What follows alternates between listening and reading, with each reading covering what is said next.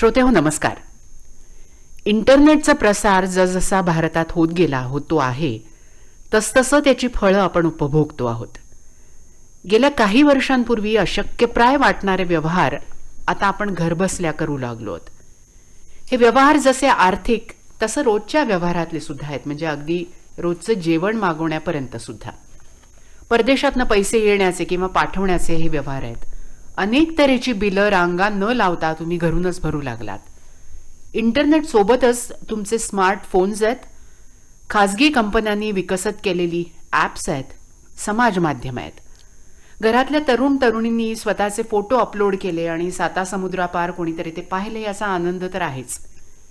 हे सगळं सायबर विश्व ज्यांना आपण वेढून गेलो आहोत ते विश्व सायबर विश्व. या चांगल्यासोबतच मग वाईट गोष्टीही आल्याच. सायबर गुन्हे आहेत, फ्रॉड आहेत, बँकांचे व्यवहार आहेत, पैसे ट्रान्सफर करतानाचे घोळ, हे सगळं आलंच. सायबर विश्वाचं अस्तित्व आता टाळता येणारं नाही. आता पुन्हा 20 वर्षांपूर्वी त्या काळामध्ये जाऊ असं आपण म्हटलं तर आता ते शक्य नाही. ही क्रांती आता आपल्याला स्वीकारायलाच हवी आणि ही क्रांती स्वीकारताना आता आपणच सजग व्हायचंय, शहाणं व्हायचंय. श्रोते हो, सप्ताह विशेष चर्चेचा आजचा विषय आहे सायबर सुरक्षा. तज्ज्ञ आहेत. सुरुवातीला ओळख करून देते रोहन न्यायाधीश यांची. रोहन नमस्कार. डिजिटल टास्क फोर्स आणि ग्लोबल सायबर क्राईम हेल्पलाईन हे चालवतात. गेली 14-15 वर्ष याच क्षेत्रामध्ये ते कार्यरत आहेत आणि पोलिसी तपासातही अनेकदा त्यांनी मदत केलेली आहे. यानंतर आपल्यासोबत आहेत ॲडव्होकेट पुष्कर पाटील. हे सायबर लॉयर आहेत. LLM ही पदवी ग्लासगो युनिव्हर्सिटीमधनं त्यांनी मिळवलेली आहे. आणि शिवाय आपल्यासोबत आहेत police inspector doctor Sanjay Tungar. हे पिंपरी चिंचवडच्या सायबर सेलचे मुख्य आहेत, मुख्य म्हणून कार्यरत आहेत. तसंच पुण्यामध्येही सायबर सेलमध्ये त्यांनी काम केलेलं आहे. तुम्हा तिघांचंही मनपूर्वक स्वागत आकाशवाणीच्या स्टुडिओमध्ये. हा विषय कदाचित आमच्या श्रोत्यांसाठी नवा असू शकेल, ज्येष्ठ नागरिकांसाठी विशेषतः. पण असं झालं की स्मार्टफोन तर आपण वापरू लागलेलो आहोत, पण त्याची पूर्ण माहिती असते असं नाही आणि मग त्यातनं गोंधळ सुरू होतात. डॉक्टर तुंगार सर, तुम्हाला मला पहिला प्रश्न विचारायचा आहे की भारतामध्ये आणि पुणे पिंपरी चिंचवड परिसरामध्ये असे सायबर गुन्ह्यांचं प्रमाण आजच्या घडीला काय आहे? पिंपरी चिंचवड हे 2018ला नवीन पोलीस आयुक्तालय झालं. 2018, 19, 20 आणि 21 ह्या 4 वर्षाचा जर आढावा घेतला तर जवळपास 3 ते 4 हजार ऑनलाईन आणि ऑफलाईन अशा तक्रारी आहेत. बरं. 3 ते 4 हजार दरवर्षी ह्या तक्रारी असतात आणि त्याच्यामध्ये वाढ होत चाललेली आहे. याच्यामध्ये बऱ्याच वेळेला गुन्हे दाखल होत नाहीत जेवढ्या प्रमाणात तक्रारी येतात त्या प्रमाणात. कारण त्याच्यात एक तर खूप छोट्या छोट्या तक्रारी असतात. आमचं फेसबुक हॅक झालं, ते परत रिकवर झालं. ईमेल ID ॲक्सेस होत नाही, परत तो ॲक्सेस झाला. काहीतरी आक्षेपार्ह पोस्ट टाकली आहे, ती काढून टाकण्यात आलेली आहे. किंवा जो त्रास देणारा फोन येत होता तो बंद झाला. अशा छोट्या तक्रारीपासून ते 300 सर्व्हर हॅक झालेले आहेत, मोठे हॉस्पिटल बंद पडलेले आहेत, किंवा मोठ्या कंपनीचा डेटा आणि पैसे चोरलेले आहेत, बँका लुटलेल्या आहेत, या सारख्या मोठ्या तक्रारी पण आहेत. म्हणजे एका व्यक्तीविरुद्धच्या तक्रारी आहेत, समाजाविरुद्धच्या तक्रारी आहेत आणि राष्ट्राविरुद्धच्या किंवा मोठ्या कंपन्यांविरुद्धच्याही तक्रारी आहेत. आणि याचं प्रमाण वाढत चाललेलं आहे. पण हे रोखायचं असेल तर सर्वसामान्य माणसाला याच्या सुरक्षिततेबद्दल आवर्जून सांगायला हवं असं वाटलं, म्हणूनच आजचा हा चर्चेचा विषय. रोहन, सध्याच्या काळामध्ये सगळ्यात जास्त कोणत्या प्रकारचे सायबर क्राईम होताना आपल्याला दिसतात? सरांनी आपल्याला एकंदर याची कल्पना दिली, पण प्रमाण जास्त कुठल्या व्यवहारांचं आहे? आत्ता सगळ्यात जास्त सायबर क्राईम जे वाढत आहेत ते फायनान्शियल क्राईम, गिफ्ट फ्रॉड, बरं, आणि क्राईम रिलेटेड टू वुमन, ज्याला आपण ऑनलाईन ब्लॅकमेलिंग, सेक्स्टॉर्शन त्याच्यामध्ये डिवाइड करू शकतो.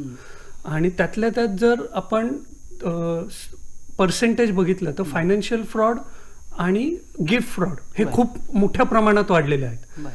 गिफ्ट फ्रॉड थोडा समजावून सांगशील? फायनान्शियल फ्रॉड कदाचित आम्ही थोडाफार ऐकलाय, पण गिफ्ट फ्रॉड हा शब्द. गिफ्ट फ्रॉड म्हणजे काय आहे की गेल्या 2 वर्षात कोविडमुळे सगळेच घरनं काम करतायत, बरोबर. आणि त्यामुळे जे काही आता घरामध्ये बसल्यामुळे जो फ्री टाइम मिळतो, मग तो टाइम कुठे स्पेंड केला जातो, तो सोशल मीडिया. बरं. मग सोशल मीडियावरती सुद्धा जे अटॅकर्स आहेत ते काय करतात की रेकी करतात, की असेच ते फेसबुक अकाउंट किंवा इंस्टाग्राम अकाउंट शोधून काढतात की ज्या मुली किंवा बायका ह्या एकतर सिंगल आहेत किंवा डिवोर्सी आहेत किंवा सिंगल मदर आहेत, बरं. आणि त्यांना ते टार्गेट करतात. बरं. त्यांच्याशी खूप चांगल्या पद्धतीने मैत्री करतात, बोलतात की आपण काही एकत्र करू शकतो का, एकत्र राहू शकतो का, आणि त्याच्यातनं ते असं दाखवलं जातं की तो मुलगा जो आहे किंवा माणूस जो आहे तो फॉरेन मधून आहे, US UK मधून आहे, आणि तो त्या बाईला किंवा मुलीला असं सांगतो की मी तुला तुझ्यासाठी म्हणून एक्सपेन्सिव्ह गिफ्ट्स पाठवलेली आहेत आणि ते तुला 1-2 आठवड्यात मिळून जातील. फ्रॉडला इथं सुरुवात होते. तो फ्रॉड झाल्यानंतर त्या मुलीला एक दिल्ली कस्टम मधून किंवा बॉम्बे कस्टम मधून फोन आलाय असं दाखवलं जातं, आणि त्यांना सांगितलं जातं की तुला जे गिफ्ट आलंय त्यामध्ये 1 किलो सोनं आहे किंवा आयपॅड आहे, आणि जे इंडियामध्ये आल्यावरती त्याची कस्टम ड्युटी जी आहे ती तुला एवढी अमाऊंट भरावी लागेल. आणि ती त्यांना काय वाटतं की इझी मिळालेलं आहे, मला त्याच्यासाठी काही पैसे दिलेले नाहीयेत, काही नाहीयेत. सो जर ते मला इझी मिळतंय तर 10 लाखाची गोष्ट मला मिळणार आहे, तर त्याच्यासाठी 1-1.5 लाख गेले तर काय फरक पडतो. आणि ही मेंटॅलिटी जेव्हा चालू होते तेव्हा ह्या फ्रॉडला खरी सुरुवात होते. म्हणजे पहिल्यांदा जेव्हा 1-1.5 लाख भरले, त्यानंतर परत 4-5 दिवसांनी फोन केला जातो की आता ते जे काही गुड आहे, म्हणजे जे काही आलेले प्रॉडक्ट्स आहेत ती इनलिगल आहेत आणि ती कोणी पाठवलीत हे आम्हाला सांगा, नाहीतर आम्ही तुम्हाला अरेस्ट करू, कारण ती तुमच्या नावाने आलीत. बरोबर.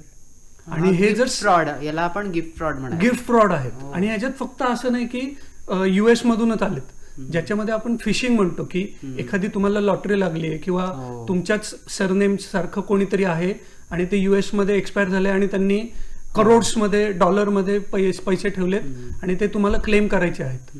सो ह्या सगळ्यांमध्ये जे आहे ते ग्रीडीनेस जे म्हणतो की आपण जे आपलं नाहीये किंवा ज्याला आपण कधी अप्लाय केलेलं नाहीये, म्हणजे लॉटरी जर मी अप्लायच नाही केली तर मी कधी जिंकणारच नाही ना. पण मी मगाशी जसं म्हटलं की 10 लाख फ्री मिळणार आहेत, मग हे सगळे जे क्वेश्चन्स आहेत ते थोडंसं विचारणं किंवा आपल्या बुद्धीमध्ये येणं हे कमी होतं. बरोबर. आणि आपल्याला मुळात या गोष्टीची गरज आहे का, हाही विचार फार महत्वाचा आहे. सर, तुम्ही अनुभवी आहात या क्षेत्रातले, हे सगळं थांबवण्यासाठी काय करता येऊ शकेल, कशा पद्धतीने आपण स्वतःला शिक्षित करायला हवंय? स्वतःला शिक्षित करायलाच हवं, पण आपण जे लोक याला विक्टीम होत आहेत, बळी पडतायत या गुन्ह्यांना, त्याच्यामध्ये ह्या 3 गोष्टी खूप कॉमन आहेत. एक म्हणजे त्यांना कुठे विश्वास ठेवायचा हे कळत नाही, दुसरं ते मोहाला बळी पडतात, आणि तिसरं त्यांचं तंत्रज्ञानाबद्दल तसंच प्रोसेसबद्दल अज्ञान असतं. तर जसं पहिल्यांदा सांगितलं की विश्वास ठेवायला शिकणं, कुठे विश्वास ठेवायचा कुठे अविश्वास ठेवायचा हे प्रत्येकाने तपासून बघण्याची गरज आहे. ऑफलाईन आणि ऑनलाईन याच्यामध्ये विश्वास ठेवण्याची जी पद्धत आहे ती अत्यंत विरुद्ध आहे. ऑफलाईन आपण बाय डिफॉल्ट एखादी गोष्ट खरी आहे समजतो आणि ते चूक असेल असं सिद्ध झालं तरच ते चूक समजतो. पण ऑनलाईन जे आहे ते बाय डिफॉल्ट सगळं चूक आहे, फसवणूक आहे हे समजायला पाहिजे. आणि ते SMS असेल, ईमेल असेल, फोन कॉल असेल किंवा फेसबुक, व्हॉट्सॲप, सोशल मीडियावरचे मेसेज असतील, हे जोपर्यंत खरे आहेत हे कळत नाही दुसऱ्या माध्यमातून, तोपर्यंत ते खोटे आहेत हे समजलं पाहिजे. जसं आता रोहनने सांगितलं त्याप्रमाणे मोहाला बळी पडायचं नाही. ह्या सगळ्या फ्रॉडमध्ये too good to be true हे फॅक्टर खूप महत्त्वाचं असतं. म्हणजे ऐसा होगा तो क्या मजा आएगा. म्हणजे त्या फ्रॉडमध्ये जे बाई बाटली पैसा हे 3 मेन मोटिव्ह असतात. तर ह्या 3 गोष्टींचा समावेश केलेला असतो. विक्टिमला ह्या 3 गोष्टी खूप सहज उपलब्ध होणार आहेत असं भासवल्या जातं, आणि त्या मोह इतका जबरदस्त असतो की लॉजिक बंद पडतं. विक्टिमला नंतर लक्षात येतं की आपण इतका मूर्खपणा कसा केला, आपल्याला ह्या गोष्टी कशा कळाल्या नाही. कारण ज्यावेळेला सुरुवात होते त्यावेळेला ह्या मोहाची क्षणं खूप जबरदस्त असतात. तर हे थांबवता येणं. आणि तिसरं महत्त्वाचं म्हणजे अवेअरनेस जो आहे तो 2 गोष्टीबद्दल असला पाहिजे. एक टेक्नॉलॉजीबद्दल आणि दुसरा प्रोसेसबद्दल. जी गोष्ट आपल्याला समजा ऑनलाईन पेटीएम करता येत नाही किंवा ऑनलाईन फोनपे करता येत नाही, आपल्याला QR कोड स्कॅन करायचा का नाही माहीत नाही. तर हे समजून घेणं, एवढं एक वाक्य सांगतो की जे न कळाल्यामुळे हजारो लोक रोज व्हिक्टीम होत आहेत. ते म्हणजे QR कोड फक्त पैसे पाठवण्यासाठी स्कॅन करायचा असतो, पैसे घेण्यासाठी नाही. QR कोड स्कॅन करणं म्हणजे तुम्ही चेक दिल्यासारखं आहे. लोक असं तक्रारदार सांगतात की साहेब त्याने मला QR कोड स्कॅन करायला सांगितला, मी QR कोड स्कॅन केला आणि आश्चर्य म्हणजे माझ्या अकाउंटमधून पैसे गेले. जेव्हा की QR कोड स्कॅनच करायचा असतो तुमच्या अकाउंटमधून पैसे जाण्यासाठी. बरोबर. हे असं म्हटल्यासारखं आहे की मी चेक दिला आणि आश्चर्य माझ्या अकाउंटमधून पैसे गेले. बरोबर. तर हे न कळाल्यामुळे, अवेअरनेस नसल्यामुळे हजारो लोक बळी पडत आहेत.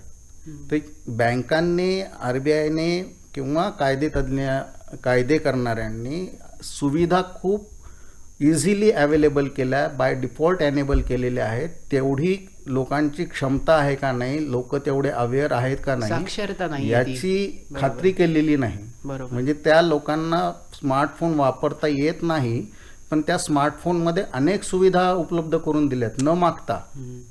तर हे धोक्याचं चिन्ह आहे. बरोबर. म्हणजे सगळ्यात पहिल्यांदा काय करायचं, तर आपल्या हातामध्ये जो आपण स्मार्टफोन वापरतो Correct. विशेष लक्ष न देता तो कसा वापरायचा हे शिकून घ्यायला पाहिजे सगळ्यात प्रथम. त्यातनं अनेक ह्या पद्धतीचे व्यवहार आपण थांबवू शकतो स्वतःच्या पातळीवरती. फायनान्शियल फॉरवर्डमध्ये सगळ्यात जास्त लोक का आणि कसे फसतात सांगणार थोडंसं ॲडव्होकेट पुष्कर पाटील?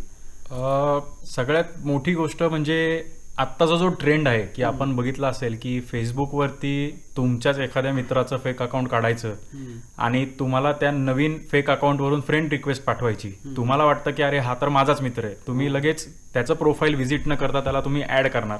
त्याला तुम्ही ऍड केलं की त्याचा लगेच एक मेसेज येतो की हाय दोस्त कैसे हो. म्हणजे हे कॉमन गोष्टी आहेत की तुमचा मित्र, सपोज तुम्ही पुण्यामध्ये राहतात, तुमचा मित्र जो लहानाचा मोठा तुमच्यासोबत झाला, तो अखंड आयुष्य तुमच्याशी मराठी भाषेत संभाषण करतोय, तो फेसबुकवरनं तुमच्याशी अचानक हिंदी का बोलतोय ह्याची तुम्ही शहानिशा करायला पाहिजे. ठीक आहे, माझ्यासोबत हे वैयक्तिक झालेलं आहे. असे काही सिनियर ॲडव्होकेट्स आहेत ज्यांचे फेक अकाउंट काढले गेले. आपल्याला फ्रेंड रिक्वेस्ट आली की आपल्याला असं वाटतं की अरे सिनियर ॲडव्होकेट आहेत, त्यांना वाईट वाटेल, आपण ऍड केलं पाहिजे. आपण ऍड केलं की पहिला मेसेज येतो हाय कैसे हो. जी व्यक्ती हार्डली मला एक ज्युनियर ॲडव्होकेट म्हणून कधी हाय म्हणत असेल कोर्टमध्ये, मला हे एक अभिमानाची गोष्ट आहे की अरे त्यांनी मला ओळख दिली. माझा त्यांना रिप्लाय गेला की दुसरा मेसेज येतो थोडी पैसे की जरूरत है. चुकतं इथे.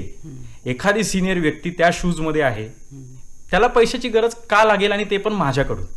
दुसरी गोष्ट, हेच माझ्या मित्रांनी पाठवलं असेल, आपल्याकडे त्याचा फोन नंबर आहे तर आपण डिरेक्टली त्याला कॉल करून हे विचारू शकतो की बाबा तुला खरंच गरज आहे का. बरोबर. मग मी माझ्यासोबत ज्यावेळी हा इन्सिडेंट झाला त्यावेळी I wanted to play along, म्हणजे मला बघायचं होतं की हे कुठपर्यंत जाते. म्हणून मी म्हटलं मैं बढिया आप कैसे हो. मग लगेच मेसेज येतो की पैसे की जरूरत है. मी म्हटलं ठीक आहे भेज देता हूं. एक त्याच्यासोबत ते अकाउंट नंबर पाठवतात ज्याच्यावरती नाव असतं XYZ, I will not name anybody, Amar Singh, Uday Singh. तो त्याच्या अकाउंटची डिटेल्स मला का पाठवतोय? जसं सरांनी ऑलरेडी सांगितलं की everything is to be believed as false until it is proven true. पहिले अज्युम करा की ते खोटं आहे आणि तो फ्रॉड आहे. आणि सगळ्यात प्लस पॉईंट मोठा काय की जर का तुम्हाला हे कुणीतरी अकाउंट डिटेल्स पाठवले आहेत तर that is your one ground की तुम्ही पोलिसांना कंप्लेंट करा की ह्या अकाउंटवरती पैसे जात आहेत आणि हा मेसेज मला आलाय, ह्याचा अलर्टनेस पाहिजे. बरोबर. फार काही वेळ लागत नाही, तुम्हाला फक्त कमिशनर ऑफिसच्या वेबसाईटवरती जाऊन टाकायचंय. हा एक फायनान्शियल फ्रॉड झाला की खूप लोक फसतात, बिलीव्ह करतात. एखादी व्यक्ती मध्ये असा पण एक फ्रॉड ऐकला होता की ईमेल यायची की तुमचा अमुक अमुक मित्र कुठेतरी सायबेरियात अमुक अमुक ठिकाणी अडकलाय आणि त्याच्या खात्यात पैसे जमा करावे. तरी गुगलच्या फिल्टर्स जर का बघितले तर बऱ्याच वेळेला ते ईमेल स्पॅम फोल्डरमध्ये जातात, ते युजली आपण ऍक्सेस करत नाही. पण आता जसं रोहन सरांनी सांगितलं की एक हनी ट्रॅप किंवा सिंगल लेडीज असतील, डिवोर्स लेडीज असतील, एक लाईफमध्ये असं एक उदाहरणार्थ डिवोर्स लेडीज असतील, दे वॉन्ट टू रिमॅरी, तर ते एक शादी.com वर प्रोफाईल काढणार किंवा मॅरेज पोर्टलवर, मॅट्रिमोनियल वेबसाईटवर प्रोफाईल काढणार. ह्या प्रोफाईल्स काढले ना हे इझी टार्गेट्स होऊन जातात. म्हणजे कसे असतात, जे प्रेडेटर आहेत, he the first thing is going to do तो कॉन्टॅक्ट करणार आणि तो कॉन्टॅक्ट केल्यावर एकदा दोनदा भेटेल किंवा भेटणारही नाही, सगळं ऑनलाईनच चालेल. त्याच्यानंतर तो म्हणणार की अरे मला जरासा अचानकच प्रॉब्लेम आलाय, म्हणजे हा इमोशनल ट्रॅप आहे. अँड यू बिलीव्ह की माझं आयुष्य जे इतके दिवसांपर्यंत एकदम खाली होतं, मला एक अपॉर्च्युनिटी मिळते आणि त्या व्यक्तीला खरंच नीड आहे. जी व्यक्ती तुम्हाला शादी.com वरती त्याची डिग्री वगैरे XYZ सांगते, त्या व्यक्तीला पैशाची गरज का लागेल आणि वाय यू? त्याचे नातेवाईक तुम्हाला माहित नाहीत, त्याचा एक्झॅक्ट पत्ता तुम्हाला माहित नाही. इथे सुरुवात होते की तुम्ही बॅकग्राऊंड व्हेरीफाय नाही करत. आणि जेवढे सिनियर सिटीजन्स आहेत, कसं असतं, सरांनी जसं सांगितलं की मोबाईल आपण घेतो त्यातला 1%च आपल्याला वापरता येतो, 99% कसा वापरायचा. म्हणजे ऍडव्हान्स टेक्नॉलॉजी आली आणि फक्त माझ्याकडे महागातला मोबाईल आहे म्हणजे मग मी एक्सपर्ट झालो टेक्नॉलॉजीचा, असं हे होत नाही. बिलीव्ह करणं रॉंग. बरोबर. बऱ्याच वेळेला आपल्या मोबाईलमध्ये आपले लोकेशन्स वगैरे ऑन राहतात. हो. बऱ्याच वेळेला आपल्याला अशा लिंक्स येतात की ज्या आपण क्लिक केल्यानंतर आपण क्लिक करत जातो. हो. काही वेबसाईटचे अल्गोरिदम असे असतात की चुकून जर का आपण एखाद्या पोर्नोग्राफिक वेबसाईटवरती गेलो, तुम्ही नॉर्मल फेसबुक जरी ओपन केलं, तुमच्या फेसबुकवरती ऍडव्हर्टाईज त्याच प्रकारच्या येतात ज्या प्रकारचे तुम्ही सर्च करता किंवा लिंक क्लिक करता, आणि माणूस त्या ट्रॅपमध्ये अडकत जातो.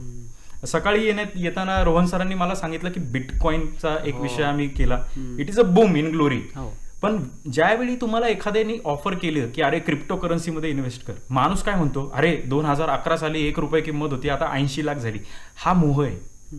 तुमचे होतील, मग मी पण मोठा माणूस होईल, हे बिलीव्ह करणंच रॉंग आहे. कारण तुम्ही ही शहानिशा पहिले केली पाहिजे की इंडियन गव्हर्नमेंटनी ते रेग्युलराईज केलंय का नाही, because it is a risk factor.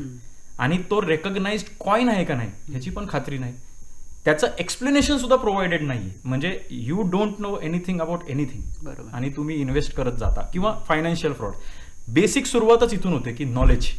एखादी गोष्ट आहे, the moment money comes inside, त्यावेळी तुम्ही हे रिअलाइज केलं पाहिजे की हा रेड फ्लॅग आहे आणि इथे आपण आपली लिमिट ड्रॉ केली पाहिजे. And unless and until you confirm anything, त्याच्यात तुम्ही पुढे इन्व्हेस्ट जायचं किंवा नाही. पुढे जायला नाही पाहिजे. लिमिट ओळखता येणं ही फार Exactly. महत्वाची गोष्ट आहे कुठल्याही व्यवहारांमध्ये. रोहन, असं जर काही झालं की एखादा फ्रॉड आपल्या संदर्भात झालाय, आपल्या लक्षात आलं, तर पोलिसांकडे जाण्यापूर्वी काय करायला हवं? तुझी कंपनी आहे, त्याबद्दल हेल्पलाईन पण तू चालवतोस, तर त्याच्याबद्दल थोडं सांग आणि मग आपण सरांकडे येऊया. सगळ्यात पहिल्यांदा जर कुठलाही फायनान्शियल फ्रॉड झाला किंवा ऑनलाईन फ्रॉड झाला ज्याच्यामध्ये मनी इन्व्हॉल्व आहेत, तर आपण पहिल्यांदा तो जी बँक आहे, आपली बँक आहे, म्हणजे जर मी SBIचा कस्टमर आहे, माझ्या SBIच्या अकाउंटमधून पैसे गेले असतील, तर सगळ्यात पहिल्यांदा SBIचं नोडल ऑफिसर, ग्रीव्हनन्स ऑफिसर, ह्या 2 पोझिशन कंपल्सरी केलेल्या आहेत ॲज पर IT ॲक्ट आणि RBI. बरं. तर त्या पोझिशनच्या लोकांना भेटून आपला जो काही ग्रीव्हनन्स आहे तो त्या लोकांपर्यंत पोहोचवणं गरजेचं आहे. कारण RBIने सुद्धा सांगितलंय की तुम्ही जर विदिन 3 days जर तुम्ही कन्सर्न ऑथॉरिटीला जर कळवलं तर ते पैसे तुम्ही परत मिळवू शकता. बरं. पण अजूनपर्यंत थोडंसं प्रॉब्लेम कुठे होतो की जेव्हा पहिल्यांदा लोक बँकेकडे न जाता पोलिसांकडे जातात, आणि पोलिसांना त्यांच्या जर दृष्टीने विचार केला, म्हणजे मी आज 15-16 वर्ष पोलिसांबरोबर पण क्लोजली काम करतोय, सो त्यांचा पहिला क्वेश्चन असतो की त्यांना हे माहीत नसतं की रोहनच्या SBI मधून नेमके पैसे किती गेलेत आणि खरंच गेलेत का. सो पोलीस काय मागतात की तू पहिल्यांदा बँकेकडनं लिहून घे की हे खरंच पैसे गेलेत, आणि बँकेकडे गेल्यावर बँक म्हणते की पहिल्यांदा FIR घेऊन ये. सो ह्याच्यात प्रत्येक कस्टमरला आपल्याला आपली जे आपण म्हणतो की मी इंडियन आहे, सो कॉन्स्टिट्यूशन प्रमाणे किंवा जे बेसिक सर म्हटले की प्रोसेसेस जे काही आहेत, म्हणजे कुठलीही गोष्ट जेव्हा आपण वापरतो तेव्हा त्याच्या प्रोसेस काय आहेत हे समजून घेणं पाहिजे. त्यामुळे आपण असा फ्रॉड झाल्यावरती पोलिसांकडे जाण्यापेक्षाही जर पहिल्यांदा बँकेकडे गेलो, त्यांना कळवलं, तर त्यांना 3 दिवसापर्यंतचे राईट सुद्धा असतात की ते पैसे होल्ड करू शकतात. म्हणजे रोहनच्या अकाउंटमधनं जर पुष्करला पैसे गेले असतील तर बँकेला जर वेळेत कळवलं तर ते पैसे जे आहेत ते होल्ड होतात, परत येत नाहीत. परत आणायचे का त्याचं इन्व्हेस्टिगेशन होतं, पण होल्ड होतात. म्हणजे ते पैसे जर पुष्करने काढले आणि ते एक्सपेन्स केले तर मग त्याचं परत लेंदी प्रोसेस आहे, पण ते पैसे थांबवू शकतो आपण. आणि त्यामुळे पहिल्यांदा पोलिसांपेक्षा बँकांकडे गेलात, तिथं एक तुमचे रिटर्न नोडल ऑफिसर आणि ग्रीव्हनन्स ऑफिसर या 2 पोझिशन आहेत, आणि प्रत्येक बँकेमध्ये कंपल्सरी आहे. RBI प्रमाणे ते कंपल्सरी आहे, आणि RBIला प्रत्येक बँकेला असे काही जे रिपोर्ट्स होतात ते विदिन 3 months हे कंपल्सरी RBIला रिपोर्ट करावे लागतात.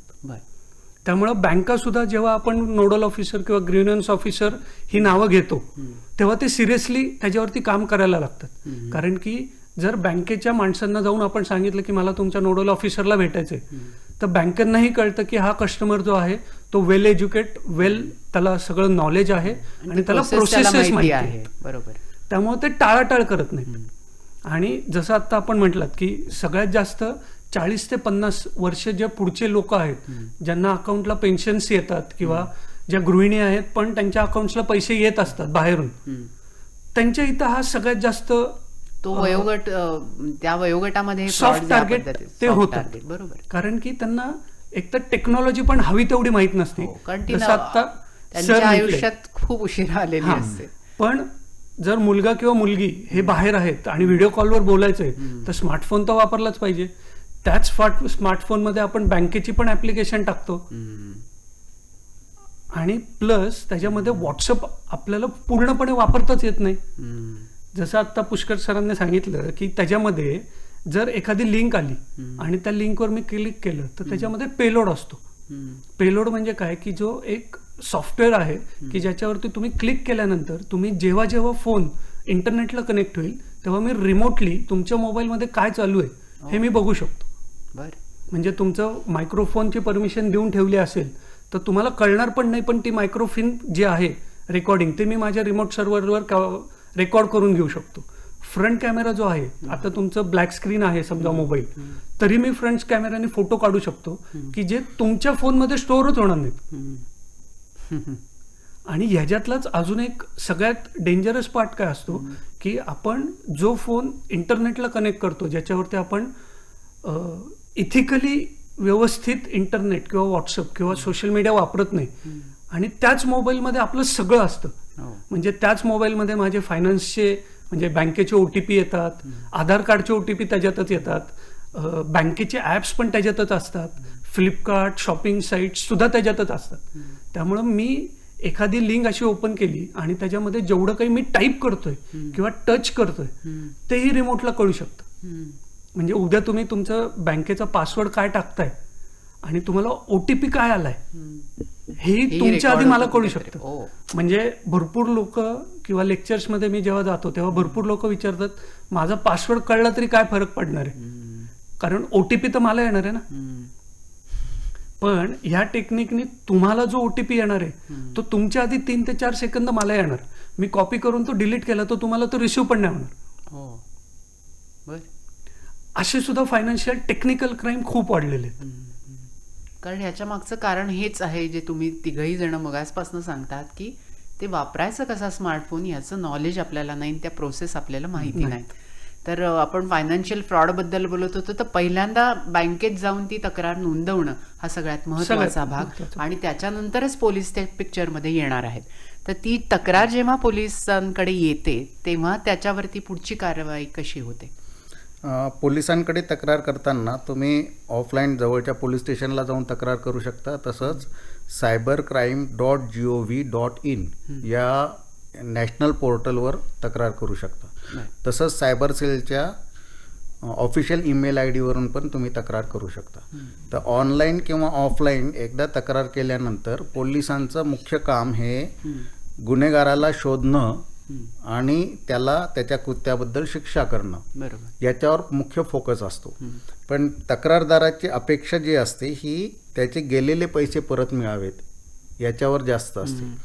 त्याच्यामुळे ह्या पैसे परत मिळवण्यासाठी बँकेला तक्रार करणं आणि पोलिसांकडे तक्रार करणं हे दोन्ही सायमल्टेनियसली व्हायला पाहिजे. पोलिसांकडे तक्रार गुन्हेगाराला शिक्षा व्हावी याच्यासाठी आणि बँकेकडे तक्रार जी आहे ती 2 तक्रारी करायला पाहिजे. एक ट्रान्झॅक्शन डिस्प्यूट फॉर्म बँकेकडे भरून द्यायला पाहिजे ज्याच्यामध्ये झालेले ट्रान्झॅक्शन हे वादग्रस्त आहेत आणि त्याची जबाबदारी बँकेने माझ्यावर टाकू नये असं ग्राहकाने सांगितलं पाहिजे की त्याचा वाद जोपर्यंत कायदेशीर पद्धतीने मिटत नाही तोपर्यंत ते वादग्रस्त राहील. दुसरं, त्यांचे बँक अकाउंट क्रेडिट कार्ड हे डेबिट फ्रीज करायला पाहिजेत. तर ह्या 2 तक्रारी त्यांनी बँकेकडे करावे, पोलिसांकडे तक्रार करावी गुन्हेगाराला शिक्षा व्हावी म्हणून. आणि तिसरं एक महत्त्वाचं जे आहे ते ॲडज्युडिकेटिंगकडे प्रत्येक तक्रारदाराने तक्रार केली पाहिजे, जेणेकरून त्याला त्याच्या नुकसान भरपाई मिळेल. तर पैसे परत मिळवण्यासाठी ही खूप चांगली सुविधा IT ॲक्टमध्ये आहे. बरं. IT ॲक्ट कलम 43 प्रमाणे ॲडज्युडिकेटिंगकडे ते नुकसान भरपाईचा दावा करू शकतात. आणि प्रत्येक राज्यामध्ये IT सेक्रेटरी जे आहेत यांना ॲडज्युडिकेटिंगचे पॉवर दिलेली आहेत. बरं. तर आपल्याकडे महाराष्ट्रामध्ये मुंबईला मंत्रालयामध्ये IT सेक्रेटरींकडे तक्रार करावी आणि त्याच्यामध्ये जो गुन्हा घडलेला आहे त्याच्यामध्ये बँकांनी KYC केलेले नाही, सिम कार्ड व्यवस्थित दिलेलं नाही म्हणून मोबाईल कंपनी जबाबदार आहे, पेमेंट गेटवेने जी काळजी घ्यायला पाहिजे ती घेतली नाही म्हणून माझं नुकसान झालं. तर ज्या एजन्सी जे इंटरमिडिएटरीज ज्याच्यामध्ये इन्व्हॉल्व आहेत आणि त्यांनी ड्यू डिलिजन्स घेतलेला नाही, योग्य ती खबरदारी घेतली नाही म्हणून माझं नुकसान झालं असेल तर मला ॲडज्युडिकेटिंगकडे जाऊन पैसे परत मिळवता येऊ शकतात. तर हे बऱ्याच तक्रारदारांना माहिती नाही आणि त्या प्रोसेसला फार कमी वेळ लागतो. नॉर्मल कोर्ट कचऱ्या करण्यामध्ये जितका वेळ लागतो त्याच्यापेक्षा खूप कमी वेळ लागतो. 1-2 हिअरिंगमध्ये म्हणजे 2-3 महिन्यामध्ये हे ऑर्डर होतात आणि ह्याची म्हणावी तेवढी प्रॅक्टिस केल्या जात नाहीये. मी हाच प्रश्न तुम्हाला विचारणार होते की या सगळ्याला वेळ किती लागतो, कारण जर लाखांनी आमचे पैसे असे कुठे अडकले असतील किंवा चुकीच्या माणसाला गेले असतील तर पहिला मनात प्रश्न हाच येतो की आम्ही कोर्टात खेटे घालायचे आहेत का. तर तुम्ही सांगताय हा काळ 2-3 महिन्याचा आहे. हो. बरं. त्याच्यामध्ये ते ॲडज्युडिकेटिंगकडे लवकर निर्णय होतो, पण त्याच्यात एक बँका किंवा मोबाईल कंपन्या हे लगेच पैसे देतील असं नाही, अपील करतील. मग ते out of the court settlement होऊ शकतं किंवा बाकी नॉर्मल प्रोसेसपेक्षा कोर्ट कचेऱ्यांच्या प्रोसेसपेक्षा ही प्रोसेस लवकर आहे आणि ह्याचा सगळ्यांनी वापर करायला पाहिजे. बरं, पण ही कायदेशीर मानली ही जाते. कायदेशीर मान्यता आहे. सरांनी जसं आता सांगितलं ॲड्ज्युकेटिंग ऑफिसर ही जी प्रोसेस आहे, जसं आपल्या इथं कन्झ्युमर कोर्ट होतं की जे नॅचरल जस्टिसवर चालतं, त्याप्रमाणे ॲड्ज्युकेटिंग ऑफिसर आहे. तुम्ही जसं म्हटलात की कोर्ट कचेरी जे आहे की इव्हिडन्स आणि त्यापेक्षाही नॅचरल जस्टिस म्हणजे त्या माणसाला जर मोबाईलच त्याच्याकडे नाहीये पण त्याच्यावरती तुम्ही OTP पाठवलाय म्हणताय, असे जे काही सोपे वे आहेत त्याप्रमाणे नॅचरल जस्टिसवरती ॲड्ज्युकेटिंग ऑफिसर काम करतं आणि त्यांनी 5 करोड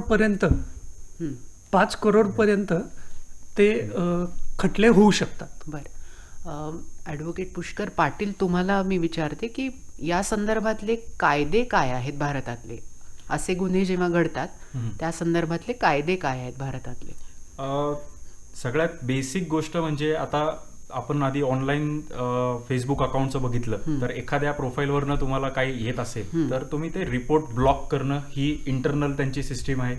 फायनान्शियल फ्रॉड झाला, सपोज आता जीपेवरनं एखादा फ्रॉड झाला तर जीपेला तुम्ही डिस्प्यूट रेज करू शकतात आणि त्यांच्या कस्टमर केअरशी सुद्धा तुम्ही बोलू शकता. तेच सिमिलरली त्यांचा जसं भारत पे आहे, आता जीपे ही टेक्निकली इंडियाच्या बाहेरची कंपनी आहे आणि गुगल पे सर्व्हिसेस सुद्धा सुप्रीम कोर्टाने रेकग्नाइज केलेल्या नाहीत भारतामध्ये, म्हणून त्यांचा नोडल ऑफिसर नाही. भीम ॲप वापरलं जातं आपलं. भीम ॲप आपलं लोकल ॲप आहे, त्यामुळे there will be a nodal officer for that, पण जीपे साठी नाहीये. तरी जीपे एक एक्सटेन्सिव्हली यूज केला जातो, बट ऑल्दो तुम्ही जीपे मध्ये सुद्धा ती ग्रीव्हन्स रेज करू शकता. हे झाले इंटरनल ऍप रिलेटेड. आणि जसं सरांनी सांगितलं की आपण AO कडे तक्रार देऊ शकतो मंत्रालयामध्ये, त्याचा एक स्टँडर्ड फॉर्म असतो, त्याच्या फॉर्म मध्ये डिटेल्स भरता येतात आणि त्याच्यामध्ये तुम्ही तुमचा जो झालेल्या फॅक्ट्स आहेत त्या डिटेलमध्ये लिहू शकता. त्याच्यासोबत तुम्ही तुमचे ॲडजॉइनिंग स्क्रीनशॉट्स असतील, डॉक्युमेंट्स असतील, हे त्याच्यासोबत अटॅच करायचे. आणि बऱ्याच वेळेला लोक चुकतात कुठं की एखादा मेसेज त्यांना आला तर ते स्क्रीनशॉट काढतात आणि त्या मोबाईलमधनं तो मेसेज डिलीट करतात. पण तो मेसेज तिथे दाखवणं गरजेचं आहे की हा असा मेसेज होता. त्या स्क्रीनशॉटवरती बऱ्याच वेळेला कुठली ऑथॉरिटी किंवा ट्रिब्युनल रिलाय नाही करणार. म्हणजे मेसेज असेल तर ते प्रूफ ग्राह्य धरलं जातं, तो प्रायमरी एव्हिडन्स आहे तुमचा. स्क्रीनशॉट नव्हे. स्क्रीनशॉट हा सेकंडरी एव्हिडन्स झाला. म्हणजे कायद्याच्या भाषेमध्ये बघायला गेलं, आता एखाद्या कॉलेजमधल्या शाळेमधल्या मुलीला एखाद्या व्यक्तीने घाणेरडे मेसेज पाठवले तर ती मुलगी काय करेल, स्क्रीनशॉट काढेल आणि त्या माणसाला ब्लॉक करेल आणि तो मेसेज डिलीट करेल की बाबा ते बघून मला त्रास होतोय.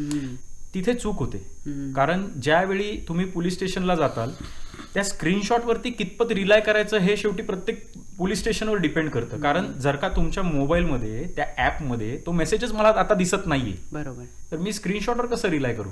आणि बऱ्याच वेळेला फ्रॉड इथून पण सुरुवात होतो की एखादा माणूस तुम्हाला फोनवर का नाही कॉल करतोय, व्हॉट्सअप कॉल का करतोय? कारण त्याच्या रेकॉर्डिंग होत नाहीत. म्हणजे हे सगळे कन्सर्न्स आहेत. बर. जर का एखादी व्यक्ती तुम्हाला व्हॉट्सअप कॉलवरनं पैसे मागतीये, you have to be alert की हे का करतोय. तिथेच तुमचा रेड सिग्नल आहे. आणि त्याच्यानंतर जसं सरांनी सांगितलं की हा झाला एक पार्ट फायनान्शियल फ्रॉडचा, जो आपण मंत्रालयामध्ये देऊ शकतो. सिमिलरली जे वुमन रिलेटेड अगेन्स्ट क्राईम होतात ऑनलाईन वगैरे, त्याच्यासाठी सेपरेट वुमन सेल आहे आणि त्याच्यासाठी सायबर क्राईम सेल सुद्धा आहे. त्यामुळे दोन्हीकडे अप्रोच केलं, इदर ऑर तुम्ही कुठेही जावा, कारण ते इंटरलिंक्ड आहे. शेवटी तुम्ही वुमन्स कमिशनकडे गेलात तर ते सायबर मॅटर असल्यामुळे ते तिथं रेफर करणार, पण सहकार्य सगळं पोलिसांचंच राहणार.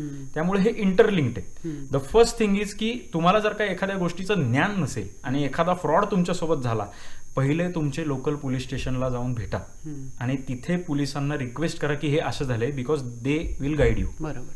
आणि महत्वाचं तुमच्या बोलण्यातलं मला समजलेली गोष्ट की असा जर कुठला मेसेज आलेला असेल तर तो डिलीट न करायचा करता नाही. तो आपल्या फोनवरती प्रिझर्व्ह करणं ही फार Right. महत्वाचं आहे, कारण तो एव्हिडन्स आहे भविष्यासाठी. पुढचा प्रश्न मला विचारायचा आहे सर तुम्हाला, डॉक्टर तुंगार सरांना.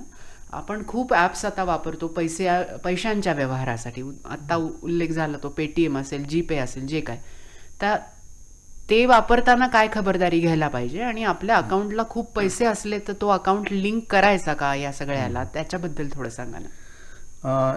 याच्यामध्ये बऱ्याच काळजी घ्यायला पाहिजे, पण त्या सगळ्या काळजी आपल्याला कोणालाही शिकवता येणार नाही किंवा सांगता येणार नाही. त्याच्यासाठी काही 2-3 सूचना करतो. एक म्हणजे तुम्ही जे अकाउंट सॅलरी अकाउंट असेल किंवा तुमचं सेविंग अकाउंट असेल, ज्याच्यामध्ये भरपूर पैसे आहेत, तुमच्यासाठी असलेले सगळे पैसे आहेत, त्याच्यावरून ऑनलाईन व्यवहार करू नका. बरं. ऑनलाईन व्यवहार करण्याकरता एक दुसरं अकाउंट ओपन करा, ज्याच्यामध्ये तुम्हाला महिन्याची जी गरज आहेत, रिचार्ज करायचं, बिल रिचार्ज असेल, मोबाईल रिचार्ज असेल, अजून काही भाजी खरेदी असेल, महिन्याचा खर्च जो आहे याच्यासाठी एक अकाउंट करा. त्याच्यात महिन्याला लागणारे 10-20 हजार ठेवा आणि त्याचंच कार्ड ऑनलाईन वापरा. म्हणजे समजा तुमच्याकडून चुकून त्याची माहिती कोणी काढून घेतली, त्याचा OTP गेला किंवा कार्डचे डिटेल्स चोरीला गेले, तरीसुद्धा तुमचं नुकसान हे जास्त होणार नाही, कारण तुमचं ओरिजिनल अकाउंट जे आहे, सेविंग अकाउंट, हे ऑनलाईन वापरू नका. दुसरं, आत्ता ज्या केसेस येत आहेत ते वॉलेटच्या संदर्भात आहेत. आपल्या बँक अकाउंट जे आहेत हे पेमेंट प्लॅटफॉर्म जे आहेत याच्यासोबत त्यांचे वॉलेट्स असतात आणि ते वेगवेगळ्या ऑनलाईन गेम असतील किंवा परचेस प्लॅटफॉर्म असतील, मार्केट्स असतील, याच्याशी लिंक असतात.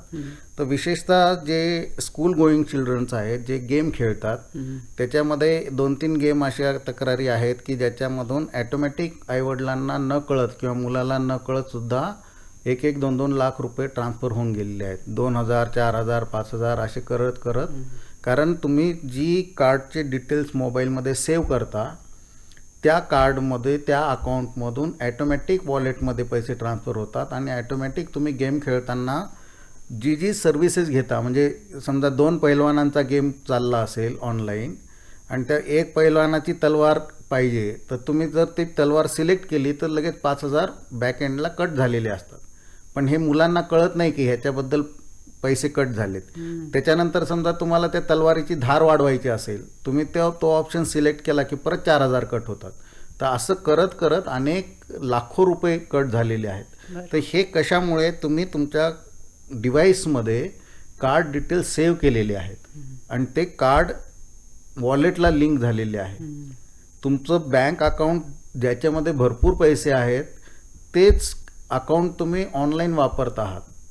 तर ह्या सगळ्या गोष्टी आहेत की प्रत्येक व्यक्तीने आपलं डिव्हाइस सिक्युरिटी कशी करायला पाहिजे हे शिकायचं आहे, आपला डेटा किंवा इन्फॉर्मेशन सिक्युरिटी कशी करायला पाहिजे हे शिकायचं आहे, आणि आपलं नेटवर्क सुरक्षित कसं करायचं. ह्या 3 बेसिक गोष्टीवर जर डूज अँड डोंट तुम्ही बघितलं तर फार अवघड आहे असं नाही.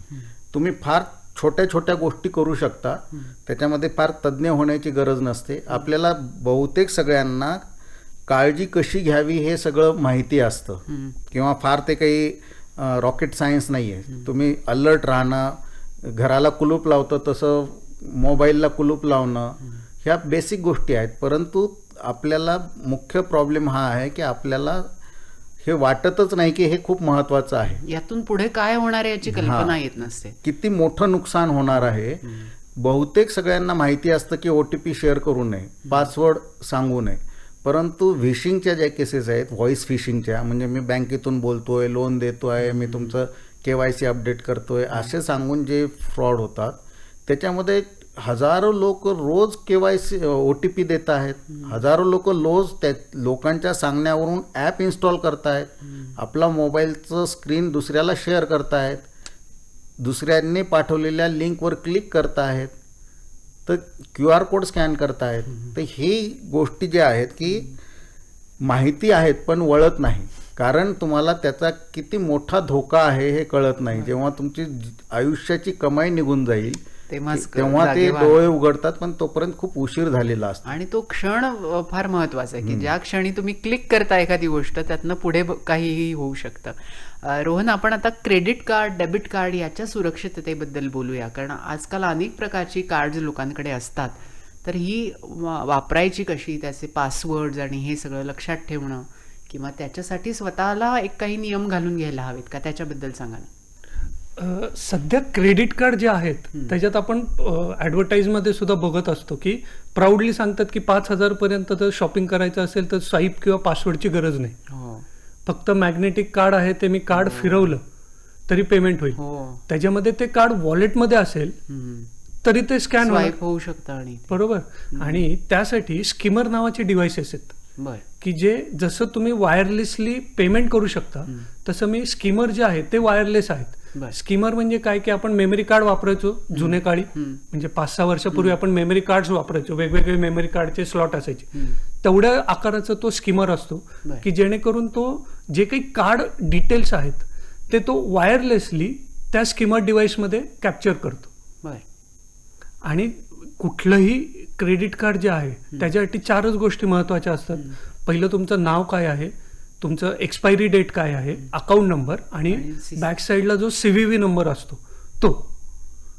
त्यामुळे जेव्हा मी तो कार्ड स्कॅन करतो तेव्हा ते मी कुठल्याही डेबिट कार्ड्समध्ये, म्हणजे आजही तुम्ही पुणे मुंबईतल्या कुठल्याही इलेक्ट्रॉनिक शॉप्समध्ये गेलात तर तिथं इझिली खाच्या कार्ड म्हणतात की प्लेन डेबिट क्रेडिट कार्ड्सचे जे स्ट्रिप्स असतात ते अवेलेबल आहेत.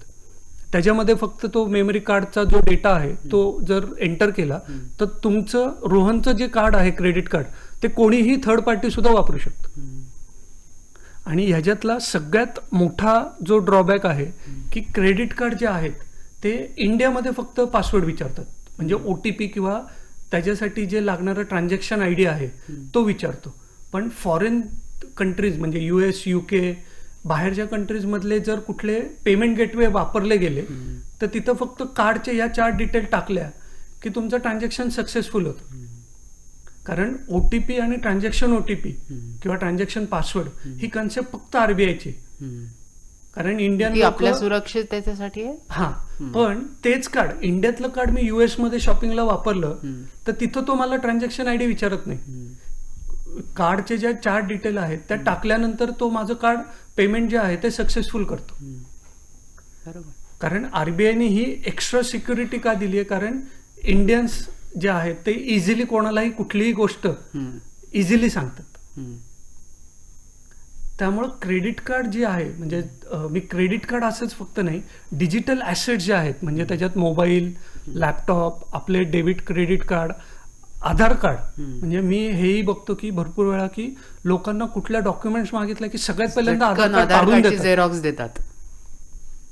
आणि आधार कार्डवरती आपलं फिंगरप्रिंट आहे, रेटिना आहे, सगळं आहे, बँक अकाउंट आहे, मोबाईल नंबर्स आहेत, प्रॉपर्टीज आहेत, सगळं आहे. मग एवढे इझिली आधार कार्ड का देतात? आणि गरज नसतानाही झेरॉक्स दिली जाते की हो आमच्याकडे आहे. म्हणजे समोरच्याने तुम्हाला KYC मागितले, आधार कार्ड फक्त हा एकच ऑप्शन नाहीये ना तुमचा KYCचा, बरोबर, बाकीचे जे ऑप्शन्स आहेत तेही तुम्ही देऊ शकता. म्हणजे कुठल्या कामासाठी आपल्याला हे द्यायचंय त्याचाही विचार केला पाहिजे. आणि त्याच्यात सुद्धा जेव्हा तुम्ही एखादं क्रेडिट कार्ड किंवा आधार कार्ड किंवा KYC जेव्हा मागतात तेव्हा त्याच्यावरती जेव्हा तुम्ही सेल्फ अटेस्ट करता तेव्हा तिथं डेट आणि कुठल्या रिझनसाठी देतोय हे लिहिलेलं पाहिजे. बरोबर. आणि तेही एकदम खाली किंवा असं नाही की जिथं तुमचा फोटो आहे, झेरॉक्स आहे, त्याच्याच जवळपास कुठेतरी लिहा की जेणेकरून तो खालचा किंवा वरचा कागद कापून ती डॉक्युमेंट वापरली दुसऱ्याला जाणार सबमिट नाही. होणार नाही. बरोबर. म्हणजे तुंगार सर त्याचं एक चांगलं एक्झाम्पल देऊ शकतील. कंपनीच्या जेव्हा एखादं केस झालेली तेव्हा कमीत कमी 5 ते 10 हजार वोटर आयडी आणि लायसन्सचे झेरॉक्स सापडलेले. बर. म्हणजे आपण जेव्हा एखादी लोन करायला फाईल देतो बरोबर, त्यावेळी जर ते पेपर रिजेक्ट झाले तर आपल्यापैकी कोणी ते पेपर मागून घेतं का? नाही घेत. मग ती बँका किंवा ज्या काही अशा कंपन्या आहेत की ज्या ह्या डॉक्युमेंट स्वतःकडे प्रिझर्व्ह करतायत, त्याचं काय होतं? हो. त्याचं कोणी ऑडिट करतं का? नाही, मी हा विचार पण नाही केला कधी. आणि त्याच डॉक्युमेंट घेऊन हां. जर मी सिम कार्ड घेतले आणि ते टेररिस्ट ऍक्टिव्हिटी किंवा कुठल्या क्राईम मध्ये वापरले तर पकडलं कोण जाणार? त्यामुळं आपले जे डिजिटल ऍसेट्स आहेत ते आपण ओळखले पाहिजेत. म्हणजे मी दरवेळी ते हे सांगतो की सोशल मीडिया जे आहे किंवा ज्या ह्या सगळ्या ज्या टूल्स अँड टेक्निक्स आहेत, ज्या टेक्निकल आहेत, त्या इंडियन लोकांसाठी नाहीच आहेत. कारण मी जर आता तुम्हाला विचारलं की तुमचं फेसबुकचा आयडी काय, तुम्ही लगेच सांगाल. मी विचारलं पासवर्ड काय, तो तुम्ही सांगणार नाही बरोबर. पण त्या पासवर्डचे जे सिक्युरिटी क्वेश्चन्स आहेत ते काय असतात by default? What is your first car, तुमचं पहिलं शाळा कुठली होती, पहिलं तुमच्या मिसेस कोण, म्हणजे शाळेत शिकवणाऱ्या टीचर कोण होतं, किंवा तुमच्या आई वडिलांचं नाव काय होतं, किंवा तुमची जन्मतारीख काय होती. बरोबर.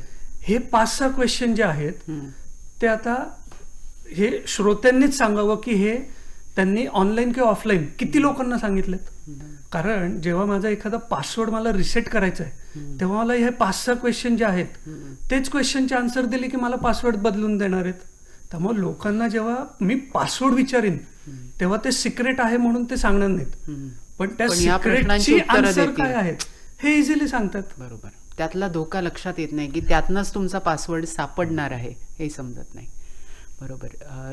सर, तुम्हाला प्रश्न विचारायचा आहे मला की कॅशलेस इकॉनॉमी नंतर आता आपण डिजिटल सोसायटीकडे प्रवास चालू आहे, आपली तयारी चालू आहे, पण आपली देशाची आणि स्वतःची या गोष्टीची तयारी आहे का? तुमचा अनुभव काय सांगतो आणि त्याच्यासाठी तयारी कशी करायला पाहिजे? उपलब्ध असलेल्या संसाधनामधून, मॅनपॉवरमधून पोलीस हे काम करत आहेत, जे की फार थोडं काम होऊ शकतं. ह्याच्यासाठी आपल्या कायदे व्यवस्था, प्रोसेस आणि लॉ एन्फोर्समेंट एजन्सी, त्यासोबत लोकांचा अवेअरनेस, याची सगळ्यांची तयारी व्हायला पाहिजे. त्यानंतर मग आपण डिजिटलायझेशनकडे जावं असं माझं वैयक्तिक मत आहे. तर जोपर्यंत आपला होमवर्क तयार होत नाही, प्लॅटफॉर्म तयार होत नाही, आपल्या लोकांना डेटा सिक्युरिटी काय माहीत नाही, आपल्या लोकांना कार्ड वापरता येत नाही, ऑनलाईन कसं वापरायचं माहीत नाही. आजही माझ्याकडे 2-3 केसेस आहेत बँक मॅनेजरच्या की त्यांना एक ईमेल आला की इतके लाख ट्रान्सफर करा, आणि त्यांना खरा ईमेल खोटा ईमेल काय ओळखता येत नाही, त्यांनी ते पैसे ट्रान्सफर करून दिले. आपल्याकडे असे अनेक केसेस आहेत की ज्याच्यामध्ये बँकेतल्या अधिकाऱ्यांना QR कोड कसा पाठवायचा, स्कॅन कधी करायचं हे कळत नाही, आणि आपण अपेक्षा करतो की भाजीवालीला हे सगळं माहिती पाहिजे. तर हे बाय डिफॉल्ट माहीत असत नाही. हे जे ॲझ्युम्शन आहे की सगळी व्यवस्था, सगळी टेक्नॉलॉजी लोकांना आपोआप कळेल, तर ही चुकीची आहे. पहिल्यांदा त्यांची तयारी करून घेतली पाहिजे, हळूहळू शिक्षण दिलं पाहिजे, आणि मग त्यांना फुल डिजिटलायझेशन केलं पाहिजे. आणि शिक्षण घ्यायला आपणच उत्सुक असलो पाहिजे की कोणी मानगुटीवर बसलं म्हणून हे शिकता येण्याच्या गोष्टी नव्हेत, पण आपणच उत्साह दाखवून हे शिकून स्वेच्छेने घ्यायला व्हायला पाहिजे. पाहिजे. लोकांची मागणी आहे का? लोकांनी तुम्हाला सांगितलं की आमची हे डिमांड आहेत, आम्हाला कार्ड द्या. बाय डिफॉल्ट त्यांना कार्ड इश्यू करतात, बाय डिफॉल्ट त्यांच्या नावाने सिम इश्यू करतायत. माझ्या नावाने किती सिम आहेत, कोणी घेतलेत, हे मला कळायचा मार्ग नाही. पूर्वी लँडलाईनचे डिरेक्टरी असायची, आणि प्रत्येक ऑफिसमध्ये ऑफिशियली मिळायचे की हे लँडलाईन नंबरची डिरेक्टरी आहे. मोबाईलची डिरेक्टरी का नाही आहे? असं काय गोपनीय आहे की जो लँडलाईनचा नाव पत्ता देता येतो पण मोबाईलचा देता येत नाही? तर हे माझ्या दृष्टीने हे विनाकारण तयार केलेली हवा आहे मोबाईल कंपन्यांच्या बिझनेससाठी. मोबाईल कंपन्यांची पण ऑनलाईन डिरेक्टरी पाहिजे, आणि ती पब्लिकली अवेलेबल पाहिजे, त्याच्यामध्ये गोपनीय काही नाही. तसंच पोलिसांना तपास करताना क्लिकवर माहिती मिळाली पाहिजे. कोर्टाची ऑर्डर आणा, गुन्हा दाखल करा, हे जी आपली प्रोसेस आहे ह्याच्यात बदल झाला पाहिजे. तर ह्या सगळ्या गोष्टी आपण लोकांपर्यंत नाही पोहोचवलेल्या. लोकांना असं वाटतं की पोलिसांकडे गेल्यावर पोलिसांनी एका क्लिकवर आमचे पैसे थांबवावेत, एका क्लिकवर त्या गुन्हेगाराला पकडावं. लोक अपेक्षेने येतात आणि सांगतात की बघा साहेब त्याचा फोन चालू आहे अजून.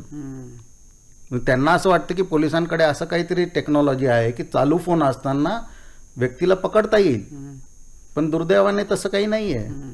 तर ही सुविधा उपलब्ध करा आणि मग तुम्ही डिजिटलायझेशन किंवा इतर सुविधा. टेक्नॉलॉजीचा वेग प्रचंड आहे आणि त्या मानाने यंत्रणेचा वेग तितका नाही, त्यामुळे त्याच्यामध्ये गोंधळ होतात असं म्हणूया. पुष्कर पाटील, तुम्हाला प्रश्न विचारायचा आहे मला की समाज माध्यमं आपण वापरतो याच पद्धतीने, फारशी त्याची माहिती न घेता, त्यातून निर्माण होणारे गुन्हे टाळायचे असतील तर काय खबरदारी घ्यायला पाहिजे? ग्राउंड लेवल रियालिटी अशी आहे की शाळेमध्ये जसं IT हा सब्जेक्ट 6वी-7वी पासून सुरू केला जातो, तसा तो 4थी-5वी पासून UPI कोड काय, मोबाईल कसा वापरायचा, लॉक कशाला म्हणतात, पासवर्ड कसा आहे, हे स्कूल गोईंग चिल्ड्रनला शिकवलं पाहिजे. आणि सिनियर सिटीजन्स म्हणजे ऑल टुगेदर एक डिफरंट क्लास, एक आपण क्लास 1 मध्ये बघितलं, एक टॉप क्लास आपण बघितलं, तर म्हणजे ही मुलं त्याच्यासोबत वाढतायत. बरोबर. सिनियर सिटीजन साठी नवीन गोष्ट. मागच्या वर्षी जसं आपण बघितलं तर सगळं ऑनलाईनच लेक्चर्स आहेत, हो. ऑनलाईनच सगळं होतंय. तर मग त्यांना ते वापरण्याची तुम्ही नॉलेज तरी द्या की तो डिव्हाइस कसा वापरायचा. मग ती डिव्हाइस चालू असताना जर का एखाद्या व्यक्तीचा कॉल आला, मेसेज आला, हाऊ डू यू रिस्पॉन्ड, हे पण एक सब्जेक्ट ठेवा ना. It is hardly going to take half hour of your day. हा झाला मुलांसाठी विषय. आता senior citizen who have already surpassed it, त्यांच्यासाठी सगळ्यात सेफेस्ट असं आहे की तुम्ही डेबिट कार्ड वापरता. अजूनही सर अशा बँका आहेत ज्या इंटरनेट बँकिंग कंपल्सरी करत नाहीत, डेबिट कार्ड कंपल्सरी करत नाहीत. तुमचे एखाद्या अकाउंटमध्ये पैसे आहेत जे तुमचे सेव्हिंग्ज आहेत ओल्ड एजच्या, त्याचं इंटरनेट बँकिंग आणि डेबिट कार्ड ठेवू नका. मोबाईल सर्व्हिसेस त्याच्या डिॲक्टिवेट ठेवा. व्हॉट यू डू, फॉलोअप घ्या फक्त तुमच्या पासबुकवर. आणि राहिली गोष्ट डेबिट कार्डची, तुम्ही जे डेबिट कार्ड वापरतात, तुमच्याकडे 2-3 डेबिट कार्ड असतील, सगळ्या डेबिट कार्डला एकच OTP, एकच पासवर्ड ठेवायचा. हे रॉंग आहे. Keep it different. आणि आमच्याकडे एक केस आली होती, मी रोहन सरांकडे रेफर केली होती. एक आजोबा होते 72 इयर्स, त्यांच्या मोबाईलच्या मागे एक चिठ्ठी लावली आणि त्याच्यावरती सगळ्या डेबिट कार्डचे OTP आणि पासवर्ड ठेवायचे. आणि ते खात्यामध्ये पैसे 3,500, पण ते त्या माणसासाठी खूप आहेत ना. बरोबर. तरी सुद्धा रोहन सरांनी शेवटपर्यंत आपण 85% रिकव्हर करू शकलो होते. म्हणजे ते 85% मिळाल्यावर पण ते खुश होते. पण ह्याची दक्षता घ्यायला पाहिजे की तुम्ही जो डिव्हाइस कॅरी करताय त्याच्याच मागे तुम्ही पेपर लावताय, मग हे रॉंग आहे. समाजात पहिला हा मेसेज गेला पाहिजे की तुमच्या घरी कपाटात एका ठिकाणी ते ठेवा की तुम्ही विसरलात तर तुम्ही ते कपाट ऍक्सेस कराल. आणि दुसरी गोष्ट, आता ऑनलाईनसाठी, आता एखाद्या माणसाला नोकरी पाहिजे, जस्ट एज्युकेशन कम्प्लीट झालं, तो सगळ्यात काय करतो की ईमेल्स कंटिन्युअसली आपले चेक करत राहतो. एखादी कंपनी लगेच ईमेल पाठवणार की UK मध्ये तुम्हाला जॉब लागला, पण त्याच्यासाठी तुम्ही फ्लाईट तिकिटाचे पहिले पैसे पाठवा. एखादी कंपनी ज्याला तुमची गरज आहे ती तुमच्याकडूनच पैसे का मागेल हे तुम्ही समजलं पाहिजे.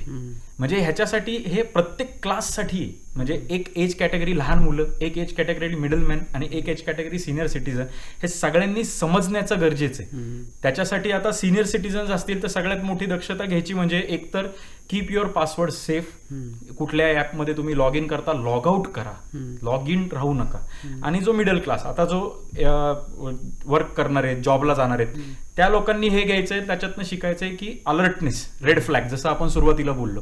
आणि लहान मुलं जे आहेत त्यांना, लहान मुलांना जसं आपण एक सेक्स एज्युकेशन हा विषय जसा आपण सिरियसली घ्यायला लागलो आत्ता जाऊन, तसा त्यांना सायबर नेसेसिटी ही लहानपणापासून शिकवायला पाहिजे. Because that is the future. एक सायबर लॉ हा, सायबर कल्चर एक टेक्निकली हे बून इन डिस्गाईस आहे. जसे त्याचे प्रॉफिट्स आहेत तेवढेच त्याचे लॉसेस पण आहेत. त्यामुळे हे तिन्ही क्लासेस ऑफ पीपलला शिकण्यासाठी गरजेचं आणि वेगवेगळ्या गोष्टी शिकण्याच्या प्रत्येकासाठी, प्रत्येक जनरेशननुसार. रोहन, तुम्ही ग्लोबल सायबर क्राईमसाठी हेल्पलाईन चालवता, तर त्याचं काम कसं चालतं आणि कोण अप्रोच होऊ शकतं? आपण ग्लोबल सायबर क्राईम हेल्पलाईनमध्ये आपण 2011 पासून हे चालवतोय की जे पहिलं कॉल सेंटर होतं सायबर क्राईम रिलेटेड, जे काही फ्रॉड्स होत आहेत. मी जसं म्हटलं की आपण पोलिसांशिवाय, लॉ एन्फोर्समेंट एजन्सीशिवाय कोणाला राईट्स नाही आहेत की पोलीस कंप्लेंट घेतील. पण त्याच्यामध्ये इन्सिडेंट हँडलर जो प्रकार आहे की म्हणजे एखादा इन्सिडेंट झाल्यानंतर त्याचा जो होणारा लॉस आहे तो कमी करण्यासाठी काय काय करायचं, जर एखाद्या फेसबुकवरती किंवा इंस्टाग्रामवरती एखाद्या मुलीचं तोंड फेस तिचा आहे आणि खाली बॉडी न्यूड लावलेली आहे, तर अशा वेळी तिने काय करावं? कारण घरच्यांना तर सांगू नाही शकत, कारण घरच्यांना सांगितलं की पहिल्यांदा क्वेश्चन हा होतो की जे दिसतंय ते खरं मानण्याची सवय आहे. बरोबर. त्यामुळे ते खरं आहे किंवा नाही खोटं ते डिसाईड झाल्याशिवाय पोलिसांकडे जात नाहीत लोक. मग अशा वेळी करायचं काय? आणि तिला घरातल्या सपोर्ट करतीलच असं नाही. हो. मग अशा वेळी तिने काय करावं? मग ते खरं आहे का? मग त्याचा आपण एक एक्सपर्ट ओपिनियन देतो की कुठल्या कुठल्या सॉफ्टवेअरनी ह्याच्यामध्ये मॉर्फिंग होऊ शकतं. किंवा जसं मगाशी पुष्करने एक एक्झाम्पल दिलं की फेसबुकचा एखादा स्क्रीनशॉट घेतलाय व्हॉट्सअपचा आणि तो पुरावा म्हणून ग्राह्य धरायचा का? त्याच्यात सुद्धा 2-3 ऑप्शन्स आहेत की आपल्याला जर कोणी सांगितलं की फेक व्हॉट्सअप टेक्स्ट मी म्हणून साईट आहे, त्याच्यावरती जाऊन तुम्ही तुमचा मोबाईल नंबर, फोटो, फॉन्ट कुठला ठेवायचा, बॅकग्राऊंडला वॉलपेपर कुठलं ठेवायचं, हे पर्यंत आपण फिक्स करू शकतो. आणि हवा तो मेसेज म्हणजे रोहननी पुष्करला हाय पाठवलं आणि पुष्करनी रोहनला I want to kill you असं पाठवलं आणि तो मी स्क्रीनशॉट काढला, बनवला सॉफ्टवेअर थ्रू आणि तो जर पोलिसांना जाऊन दिला तर प्रथमदर्शनी पोलिसांना असंच वाटणार की पुष्करनी रोहनला जीवे मारण्याची धमकी दिली. सेम की जेव्हा एखादं पॉर्नोग्राफिक कंटेंटवाला जर मुलीचा फोटो आला तर तिला मग आपला जो काही समाज आहे किंवा जे तिला पोक करणारे आहेत त्याच्याशिवाय तिच्याकडे सुसाईड शिवाय ऑप्शनच नाही. त्यासाठी म्हणून आपण फक्त आणि फक्त इन्सिडेंट हँडलिंग म्हणून ग्लोबल सायबर क्राईम हेल्पलाईन चालू केली. आणि त्यातनं मार्गदर्शन पण तुम्ही करता की त्याच्यात एक्झॅक्ट गुन्हा कुठे जाऊन नोंदवायचा आहे आणि या घडीला तू काय करायला पाहिजे. हो. आणि आपल्याकडं आपण प्राऊडली सांगतो की 9 कंट्रीज मधून कॉल्स येतात. म्हणजे घाना, UAE, साऊथ आफ्रिका, इथून सुद्धा आपल्याला कॉल्स येतात. आणि असं झालेलं आहे तर आपण काय करू शकतो. बरोबर. आणि या सगळ्या प्रसंगामध्ये तात्काळ काहीतरी ऍक्शन होणं फार गरजेचं असतं. म्हणजे माझे पैसे चाललेत हे मला समजतं तर मला त्या क्षणी ते थांबवायचे असतात. किंवा तुम्ही जे उदाहरण दिलं मुलीचं, अशी काही गोष्ट घडली तर ती पसरण्याच्या आधी ती मला थांबवायला हवी. तर त्याच्यासाठी ही हेल्पलाईन फार महत्वाची आहे. त्याचा नंबर सांगू शकाल? त्याचा नंबर आहे 9156111199. बरं. आणि ईमेल ID आहे complaints@cybercrimehelpline.com. आणि 24 तास हे चालू असतं. बरं. पण याला किती प्रतिसाद असतो? म्हणजे किती फोन कॉल? दिवसाला कमीत कमी 7,000 ते 8,000 कॉल्स असतात. हजारात सांगताय तुम्ही? हो. आणि 3,000 ते 4,000 मेल्स असतात. बापरे. म्हणजे फेसबुक आणि इंस्टाग्राम वेगळं. त्यामुळे आपण सहसा सगळ्यांना हेच सांगतो की जेवढं शक्य असेल तेवढं ईमेल करा. कारण प्रत्येक वेळी कॉल रिसिव्ह करणं शक्य होतच असं नाही. कारण त्याच्यात टेक्नॉलॉजी जरी आपण वापरली असेल तरी ॲट अ टाइम 5च कॉल आपण घेऊ शकतो. म्हणजे एक व्हर्च्युअल नंबर आहे आणि त्याच्यावरती आपण 5 नंबर पॅरलल लावलेले आहेत. तुंगार सर, ही संख्या ऐकून मला धडकी भरली आणि येणाऱ्या काळामध्ये वापरकर्ते वाढणार आहेत. हेल्पलाईनचं काम सुंदर आहे, चांगलं आहे. पण ह्याच्यामध्ये मी ॲड असं करतो की ज्या विक्टीम आहेत त्यांना जो ट्रॉमा होतो किंवा त्याच्यामध्ये त्यांना काउन्सिलिंगची फार गरज असते. तर त्याच्यासाठी सरकार मान्य काउन्सिलर्सची नेमणूक पोलीस खात्यामध्ये किंवा सरकारमध्ये असली पाहिजे, जेणेकरून येणाऱ्या तक्रारदारांना, पोलिसांना हे नॉलेज असतंच असं नाही, ते इमोशनली इंटेलिजंट असतातच असं नाही, त्यांना हे विक्टीमला कसं हाताळायचं इमोशनली ह्याचं ट्रेनिंग असतंच असं नाही. तर ही जी गोष्ट आहे. आणि मुख्य म्हणजे पोलिसांचं इन्व्हेस्टिगेशन स्किल असतं. पोलिसांना गुन्ह्याचा तपास कसा करायचा हे शिकवलेलं असतं. विक्टीमला कसं हाताळावं हे सगळ्या ठिकाणी उपलब्ध नाही. तर असे ऑफिशियल काउन्सिलर असले पाहिजेत. आणि समाजामध्ये सुद्धा NGOजनी किंवा समाजसेवकांनी याच्यामध्ये पुढाकार घेतला पाहिजे, जेणेकरून व्हिक्टीमला लीगल ॲडवाईस दिल्या जाईल, त्या व्हिक्टीमचं इमोशनली बॅकअप मिळेल आणि योग्य त्या प्रोसेसचं पण नॉलेज होईल. पोलीस आपलं काम करतील, बँका आपलं काम करतील, त्यांचा पैसा मिळेल किंवा नाही ही गोष्ट पुढची राहील. पण त्या दिवशी त्या क्षणाला त्या व्हिक्टीमला आधाराची फार गरज असते आणि समजून घेण्याची गरज असते. तर हा गॅप आहे आणि तो गॅप ह्या हेल्पलाईनच्या माध्यमातून दूर होतो. असे अजून लोक पुढे आले पाहिजेत. बरोबर. तर हे खूप महत्वाचं आहे. अगदीच. आपण चर्चेच्या शेवटाकडे येतोय, पण चित्र इतकं अगदी वाईट आहे असं म्हणायला नको, कारण आपल्याला याच्या सोबतच राहायचं आहे भविष्यातही आणि आत्ताही. तर जास्तीत जास्त माहिती करून घेणं आणि तुंगार सर जसं म्हणाले तसं प्रत्येक गोष्टीला प्रश्न विचारणं की खरी बातमी आहे, ही खरी गोष्ट आहे का कोणी क्रिएट केलेली ही बातमी आहे, याचा कायम शहानिशा करत राहणं याची सवय आता लावून घ्यायला पाहिजे. आज तुम्ही तिघही जण आकाशवाणीच्या स्टुडिओमध्ये आलात त्याबद्दल मनपूर्वक आभार. धन्यवाद. धन्यवाद. धन्यवाद.